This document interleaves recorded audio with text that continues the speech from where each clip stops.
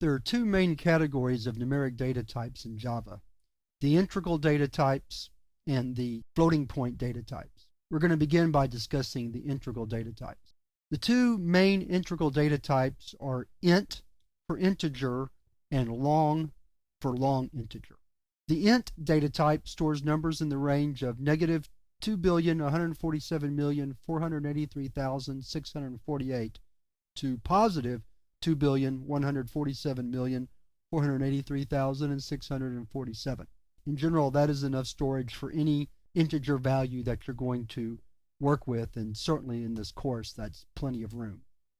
However, if you don't have enough room, you have the possibility of using the long data type. And I'll just let you look at the range that the long stores. Those numbers are quite large. In the floating point types, and here we're talking about numbers with fractional parts, such as pi, 3.141569, or some other value like that, we have two data types, float and double.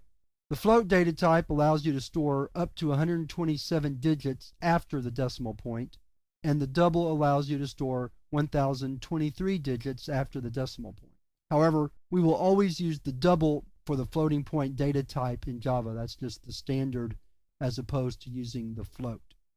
After the two main integral and floating point data types, we have two or three other less important integral types that we want to at least mention in this lesson. There's the byte, which can store small numbers in the range of negative 128 to positive 127.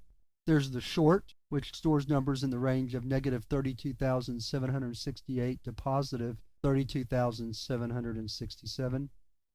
And then there's the char.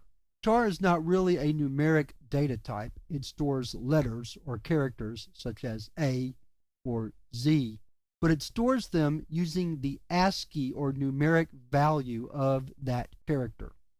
If you're not familiar with the ASCII values, you might want to Google that term to give you an idea, but I'll just very briefly tell you that every character, letter, and symbol that you can find on the keyboard, as well as some non-printing characters such as tab and space, all have an underlying ASCII value that the computer uses to store or as a representation for that character, letter, or symbol. And the char data type uses that ASCII value to store a letter. That wraps up our discussion of the numeric data types. In the next lesson, we're going to talk about two important non-numeric data types, string and Boolean.